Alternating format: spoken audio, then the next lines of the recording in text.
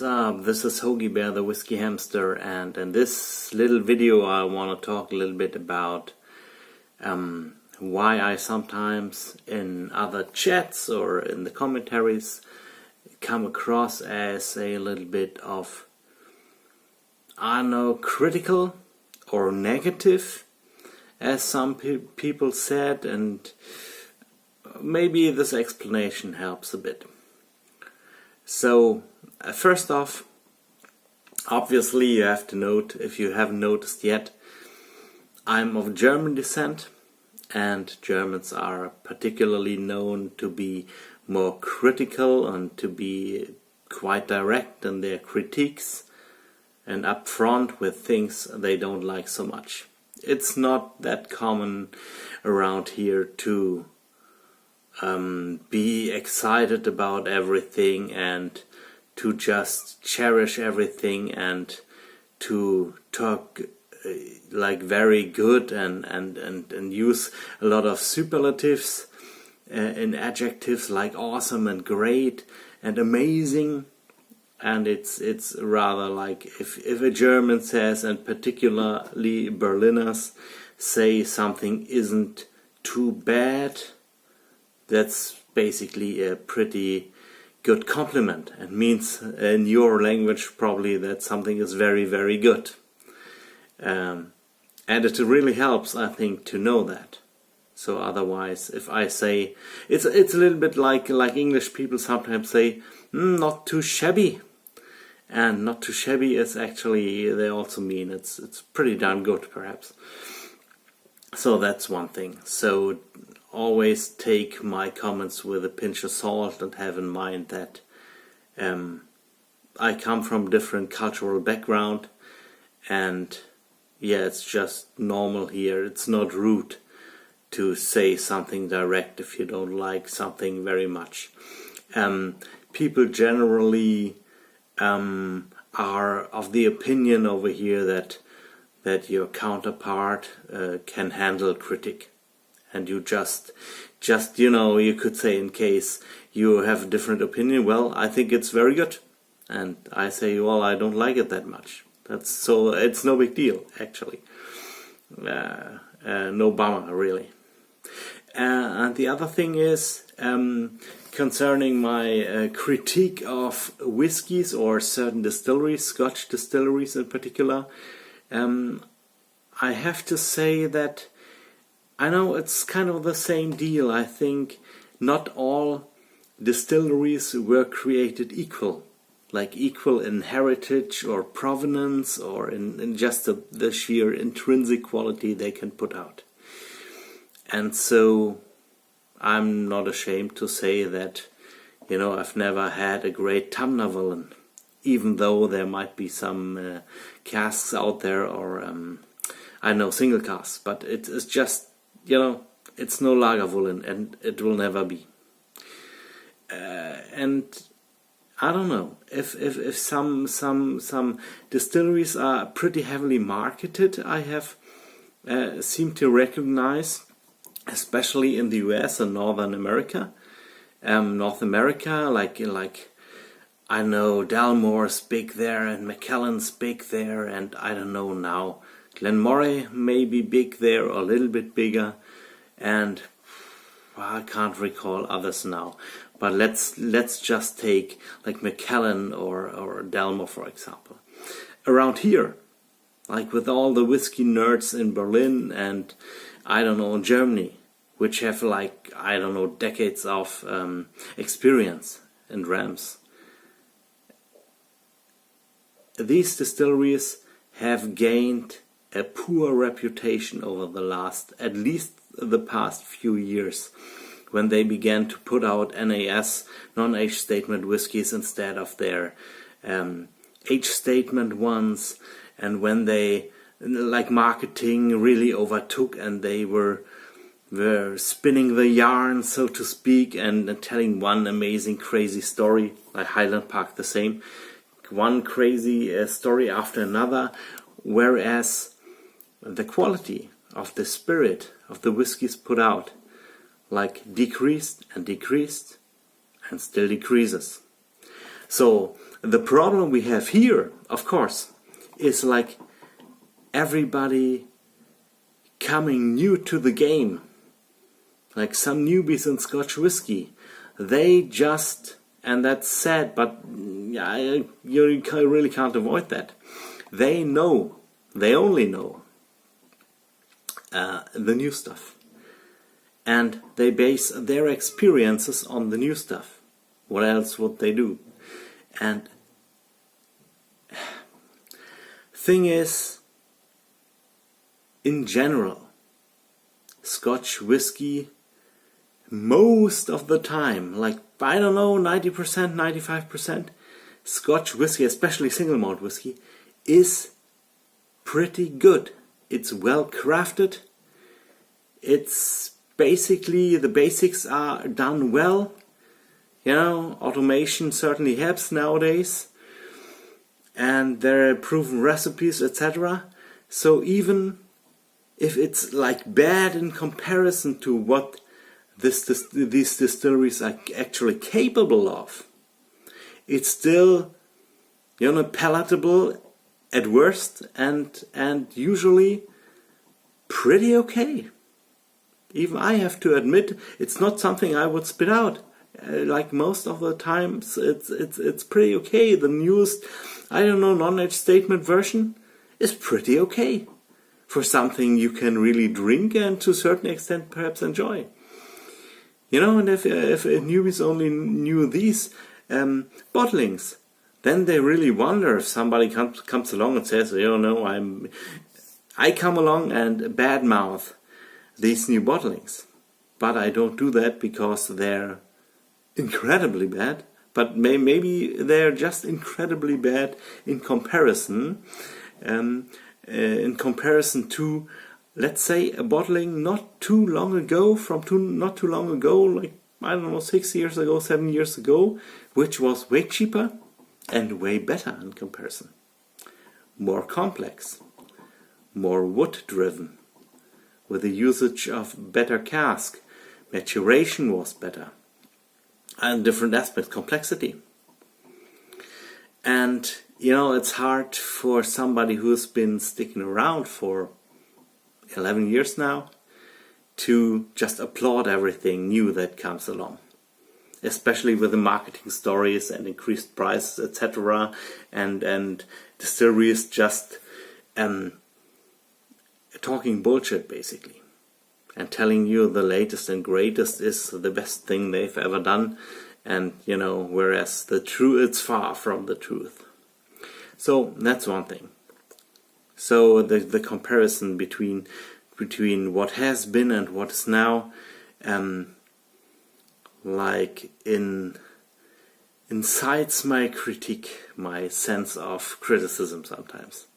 So just keep that in mind. I don't badmouth anybody who likes whiskey, non-age statement whiskey, or buys it. If you like it, the better. If you enjoy it, who am I to tell you you can't enjoy that? Or you should, under no circumstances, buy this whiskey. I wouldn't do that, although, and that's another point, the industry gets away with misbehavior to a certain extent because people are buying everything. And if you want to have the chance for a return to quality, to better quality, you just have to show the industry that you're not falling for marketing, that you're not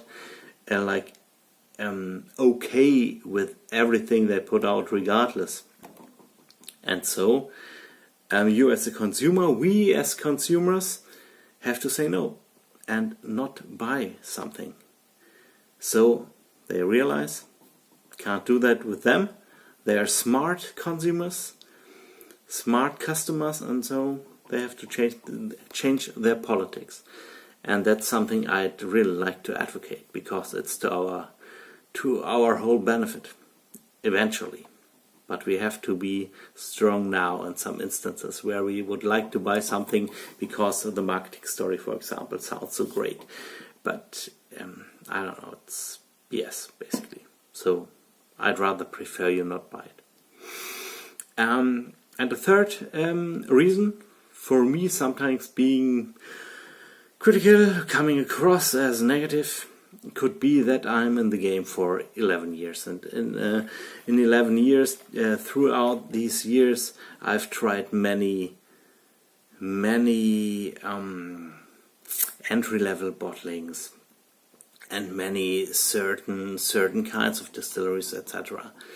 And I know I've just evolved, like my taste has evolved, and now I'm tasting more variety, tasting like more subtle notes in whiskies, and I'm perhaps even offended easier by something that's not as balanced or has not been made great.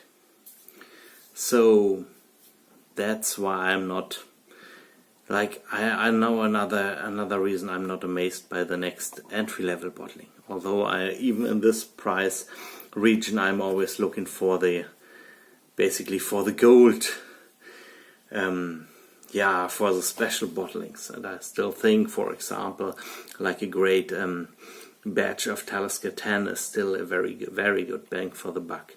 And I appreciate like newcomers on the scene, like the Kilkerran 12 or Glen Scotia 10,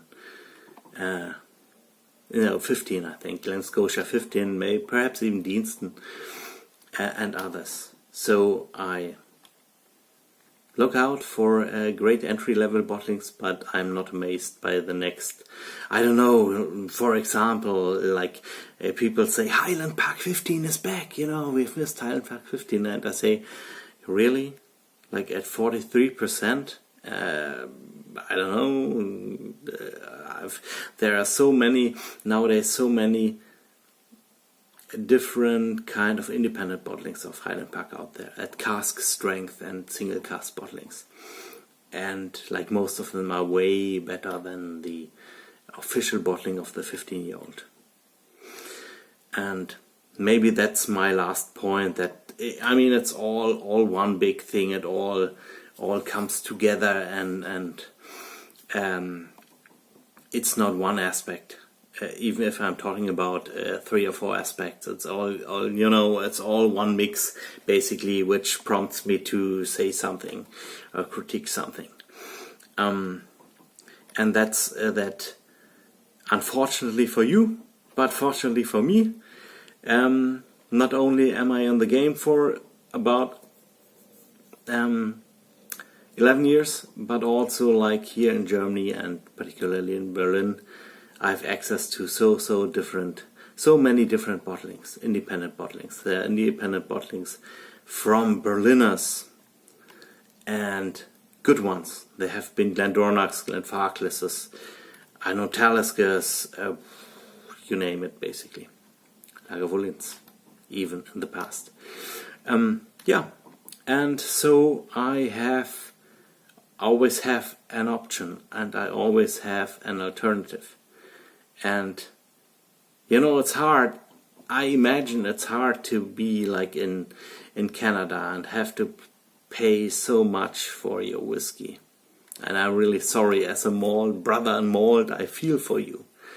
But I don't know, it's kind of hard for me if on the one hand I don't want to spoil the fun if somebody over there says, I could secure among all these Johnny Walkers and perhaps like Crown Royal rubbish, like cheap Canadian whiskies, I could secure my Highland Park 15, and it was basically the best quality bottle on the shelf.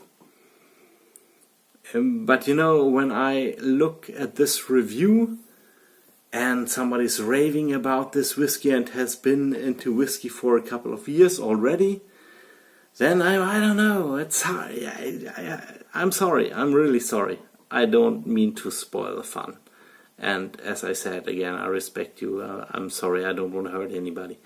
But try to understand me. It's hard for me to say, it's really great whiskey. It's, go for it. There's nothing better, and the best ever.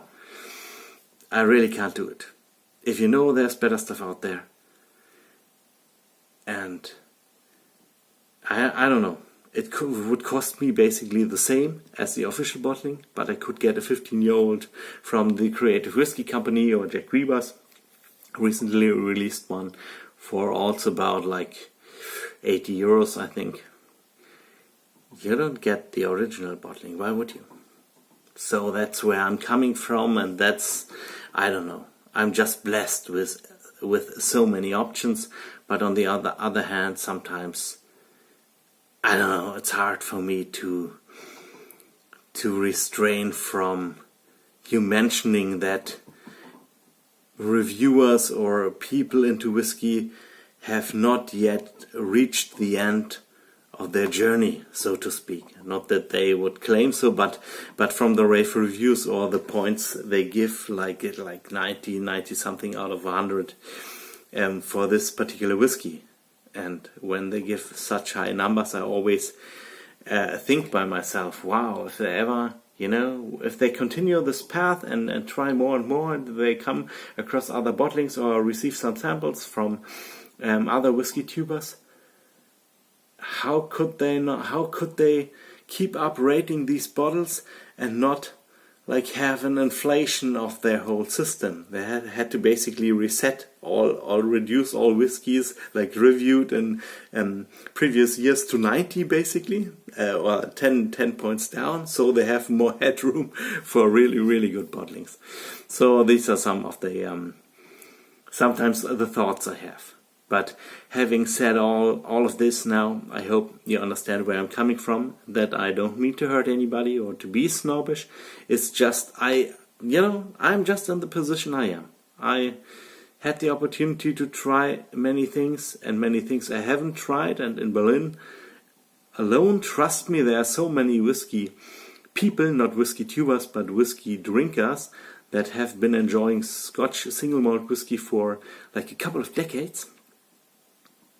For them, it's the same for me. If I'm raving about a fish ale bottling from Lagavulin, like a 19-year-old Lagavulin or 24-year-old Lagavulin from 2014 to 2015, which is for me basically like some of my peak experiences I had from whiskey I really, really rate high, perhaps with 94 points. I mean, these people look at me a little bit in pity. And they think, oh, so these are nice whiskies, but if you compare them with the single cask Ardbegs from 1974 and 75, they are not that great, are they? If and they have, like, for them it's normal to have Port Ellen collections at home, and I don't mean the now the annual releases, because they've become too expensive, but earlier when like many independent bottlers did 10-15 years ago, did Port Ellens, and they have like a Port Ellen collection, 30 different Port Ellens. And if I talk with them about Lagavulin and how I like Lagavulin special editions, it's just the way it is. They have lived in different times, and I have to accept that as well. They don't mean bad, but they have just touched the peak of the mountain, and I have not. So much for now. I hope you enjoyed the video a little bit. Take care, see you around, and enjoy your dram no matter what it is. And I wish you well, but I also wish you that you will all continue your journey and come to try some really great and special bottlings at whiskey fairs or via other people sending you some samples. Take care, see you around, bye bye.